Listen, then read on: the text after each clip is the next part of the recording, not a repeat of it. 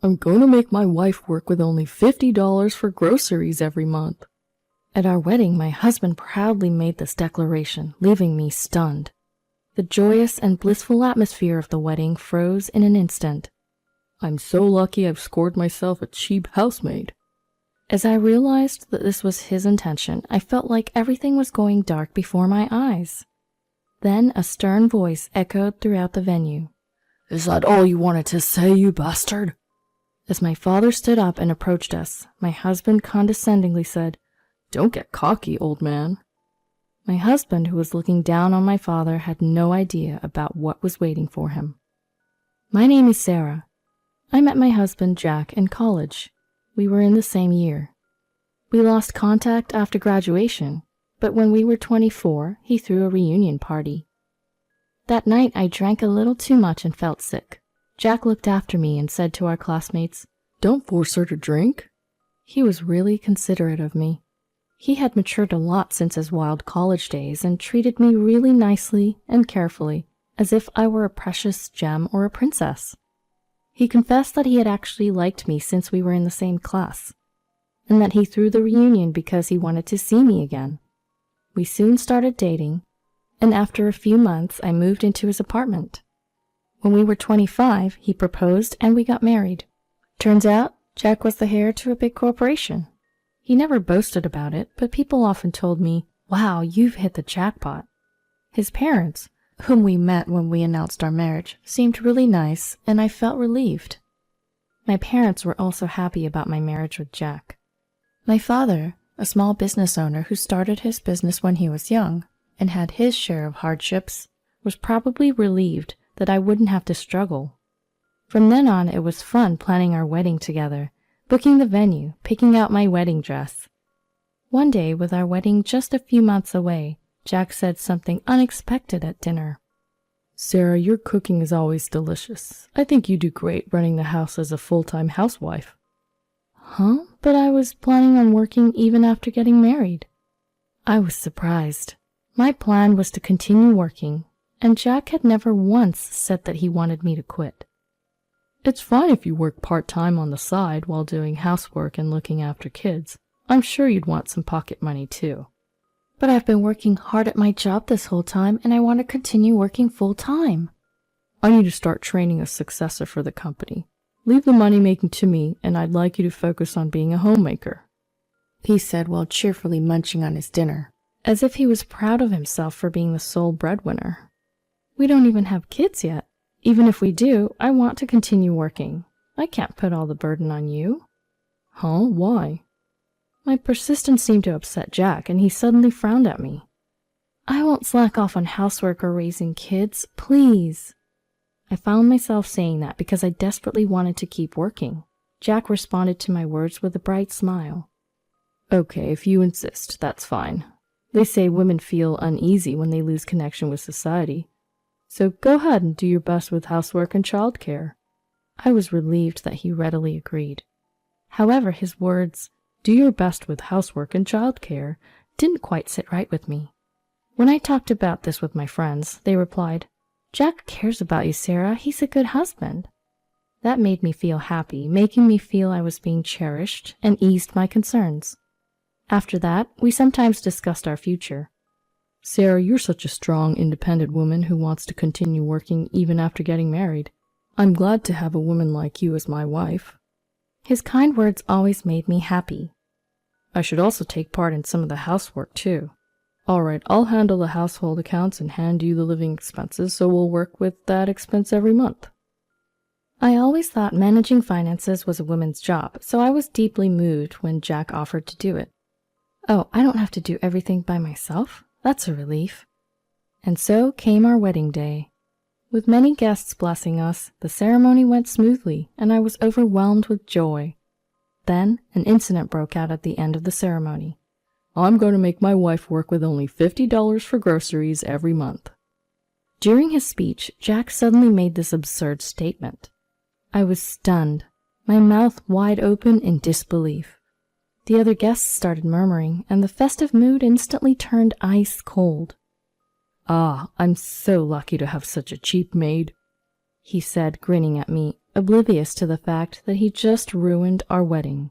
What on earth is he talking about? I was horrified to see him change so abruptly.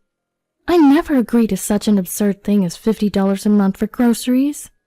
You agreed when I said I'll manage the finances, didn't you? Huh? Well, yes. I couldn't believe that this was his plan all along. I blanked out. I suddenly realized that he might have been deceiving me all this time. I let my wife say she wants to do all the housework and childcare while working full-time. I'm sure she'll be able to handle all the chores perfectly and make nutritious, filling meals for just $50 a month. Hearing him spout such nonsense, I quickly covered his mic with my hand. Don't just say whatever you want. I won't accept this. What's wrong? Didn't I tell you to do your best with the housework and childcare? Aren't you supposed to help out too? I never said anything like that. We can't live together like this. Suddenly, Jack's expression changed, and with a terrifying look in his eyes, he whispered in my ear. We're bound by this ceremony. It's too late to cancel the marriage now, right? We've already turned in our marriage certificate. Do you really want to get divorced? You're threatening me. Quit messing with me. I never thought I would argue with Jack, to whom I had pledged my future on what should have been the best day of my life. Filled with regret and anger, I felt my face heat up, tears welling up in my eyes. This isn't what I signed up for. I can't believe I'm going to be misused like a servant by this man. I now deeply regretted marrying Jack. Just then, someone abruptly stood up from their seat and approached us. Is that all you wanted to say, you bastard? It was my father, Robert. His temples were throbbing, his gaze intense. I could tell he was infuriated on my behalf. How dare you treat someone's daughter like this in front of her parents? The tone in his voice froze the already tensed atmosphere in the venue. Our wedding guests held their breath, watching the stare-down between my father and Jack. What's your problem? Don't get so cocky. Looking down on my father, Jack had an evil expression that I had never seen before, which made me shiver. My father's the president of a major corporation, and I'm his successor. A small business owner of a company I've never even heard of shouldn't act all high and mighty. When I introduced my father to Jack, he praised my father, saying he was a great man, despite the fact that his company was small. And he even told me, I fell in love with you, and your family background won't change my feelings for you. In the end, he had just deceived me with sweet words. Just as Jack was about to confront my father again, a loud shattering sound of glass shocked the whole venue. We all turned to see what had happened. There stood Jack's father, his hands shaking uncontrollably and his face turning to an alarming shade of blue. In stark contrast to Jack's demeanor, his father had a look of sheer panic on his face. Idiot, stop it, Jack. Don't you dare cross that man. What are you scared of? We could crush this little company in an instant and toss it aside, right? In response to Jack's mockery, his father shouted out in a trembling voice, That gentleman is one of our major shareholders. Huh? This old guy? Jack, with a baffled look on his face, alternated his gaze between his own father and mine. While my father's company was indeed small in scale, he had started it himself, and he received compensation such as executive remuneration and dividends from stocks. Moreover, he held stocks in companies other than his own, and if he sold them, he would have assets amounting to several $100 million. Among these stocks were those of the company owned by Jack's father. That's why my father, as a major shareholder, had the right to influence the company's management policies. When Jack learned this fact, he was stunned and blurted, So did you tell me to date Sarah because you wanted to get your hands on her father's wealth? It's more than that. Jack's father was seeking for something greater out of this marriage, but just didn't tell Jack about it, since his son was a guy full of himself. Jack's father had his eyes on my father's patents. He's currently paying a significant amount of money to my father's company to use that patent, but if Jack and I were to marry, he would no longer have to pay for it, and he could use it freely. Patents? And you were told to date me? Jack, you never actually liked me? What kind of nonsense is that? I'm the son of a major corporation CEO, you know. If it weren't for my dad's request, I would never be with you. What the hell? I truly loved you. Matter of fact, I was supposed to be set up with a beautiful heiress. Instead, I've been putting up with a mediocre girl like you all this time. You should be grateful." Enraged, Jack knocked a flower from the table, scattering white petals everywhere. "Jack, please don't talk anymore." Jack's father was pale as a ghost, trembling like he was seconds away from fainting. But that's all understandable. His son wouldn't stop making remarks that would infuriate the last person he'd want to cross. "Shut up. It's all your fault, Dad." Just as the father-son argument was about to break out, my father's voice echoed once again. "That's enough." For a moment, the room fell silent. "Sarah, what are you going to do? Do you still want to marry this kind of man?" My father gently asked me, but I quietly shook my head. I can't be happy marrying this sort of man. A man who would treat me as a maid, trying to have me live on $50 for food every month. I just couldn't bear the thought of being with him.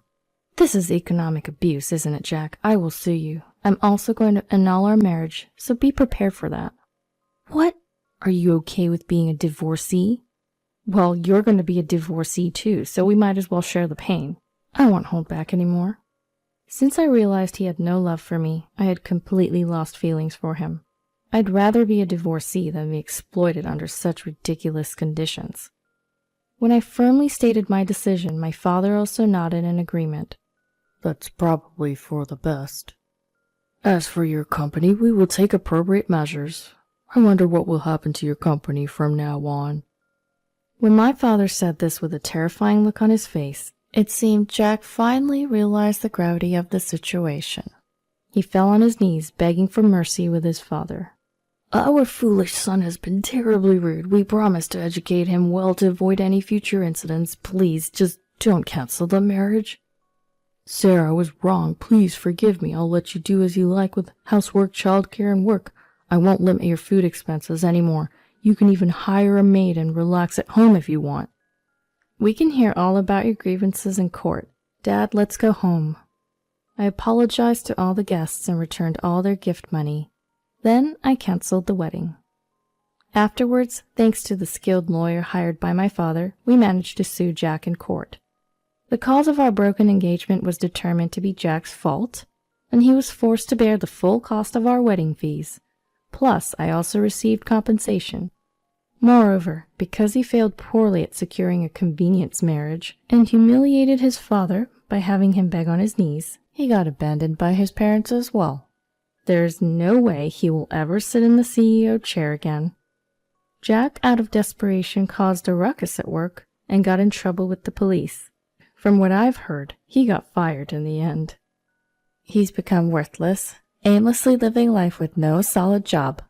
Of course, there's no chance for him to ever get set up with a Harris anymore. As a result of deceiving me and getting abandoned, his life became miserable. As for me, I ended up being a divorcee, but my father introduced me to a sincere young employee working at his company. I'm currently dating him, and we're planning on getting married next year.